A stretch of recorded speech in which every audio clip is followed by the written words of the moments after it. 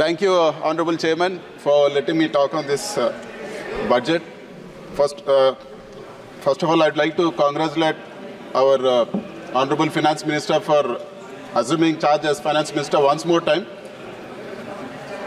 And coming to the issues of our state, sir. Special category status was promised to us during the split of our state. It was promised by both BJP and the Congress and all the other parties that day when they split our state. So we demand that special category status be given to us. And we don't believe in this package what is being given, sir. The package is like a myth. And they're just talking about one or two things which are part of AP Reorganization Act and saying this is a package. We are not acceptable for this package. And I would also like to recall that my friends from Telugu Party, they spoke of a special category status from 2019 to 24. I wish they stick to the same stand, and keeping aside politics, YSR Congress Party is ready to work with all other parties, including TDP, for special category status in the interest of the state, sir. We demand special category status, and it can't be replaced with a package. And also, the Honorable Finance Minister was talking about a Polavaram project. It is very true that Polavaram is a lifeline for our state. We'd like to know from the Honorable Finance Minister, though it is a national project, why the execution was given to the state government? For what reasons? NDA was in power. The whole issue, giving execution to the state government is sort of blunder for this project, sir. The whole project has been messed up, and it was accepted at 2014 rates, which is not at all acceptable. It's 10 years now. Who is going to bear the cost of the escalation?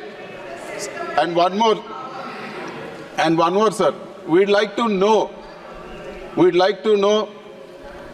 the blunder, the cost escalation of the blunder which happened in the construction of the diaphragm wall. For any project, any dam to be built, upstream and downstream, there needs to be a coffer dam built, sir. A coffer dam, the purpose of the coffer dam is to prevent the flood during the construction so that the main dam doesn't get affected. But what happened in Polavaram project, the diaphragm wall, which is the foundation of the main dam, was built without the coffer dams being completed. Thereby the flood eroded the whole diaphragm wall, sir. If the project is built on this same diaphragm wall, it is going to affect the security and safety of the project, and it's going to lead to a huge catastrophe. Sir, I would like to know, since this diaphragm wall is damaged, who is going to bear the cost of the diaphragm wall, which has to be built parallelly, which has to be constructed again, and it's going to cost thousands of crores? Is the state going to bear this, or the center going to bear this? We don't accept this being put as a burden on the people of our state, sir. We also demand that land acquisition for Polavaram project be executed simultaneously along with the construction of the project. The delays because of these blunders should also be borne by the central government. That is our demand. And we would like to clarify, sir. The Honorable Finance Minister announced that 15,000 crores has been given for construction of Amravati. If this is a loan, who is going to bear this, and what is the advantage for the people of our state? Is it part of the FRBM limits given to our state, or is it is over and above that? So as of what we understand, it is from the taxes of our people, and what is the advantage we are going to get with this 15,000 crores? We appreciate any help being done to the state, but we demand that it should be in the form of a grant and not in a loan.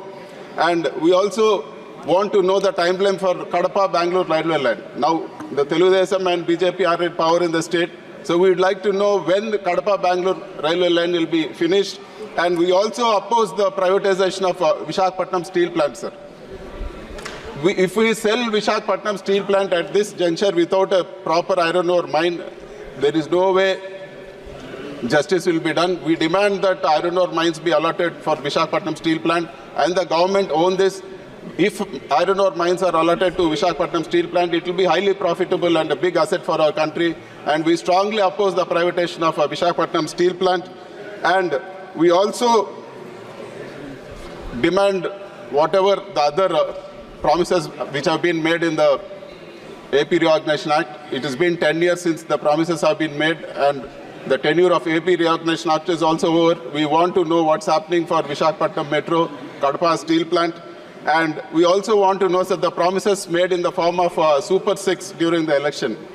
So we would like to know the timeline, because NDA is in power in our state. We would like to know the timeline for the execution of Super 6. We hope that Super 6 promises will not become Sorry 6 promises for our state. We wish and we hope the promises are kept. And it was promised that immediately after coming to power, all the Super 6 promises will be taken care of. But we don't find it, sir. Apart from one promise, nothing has been kept. And I would like to bring to the notice of the House, sir. Without proper law and order, how will the investments come? For example, sir, I've been restricted from going into my constituency. They attacked me. They had burnt my vehicles. They destroyed my vehicles.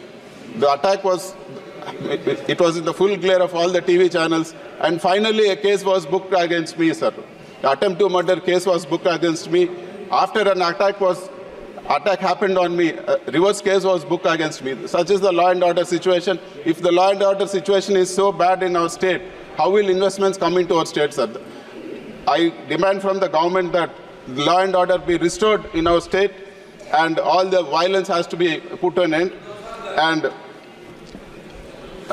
I would also request the government not to cut down on the spending of the 11 lakh crore capital expenditure for various other reasons. And also, I demand that MSMEs be given a top priority, because MSMEs constitute 30% of our GDP and 45% of our exports. They have huge issues in raising capital, sir. So, and they also have huge issues in regulatory compliances.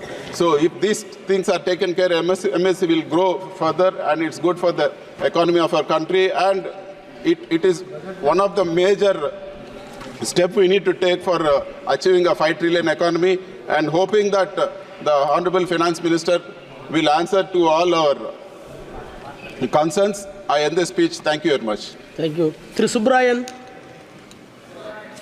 Subrayan.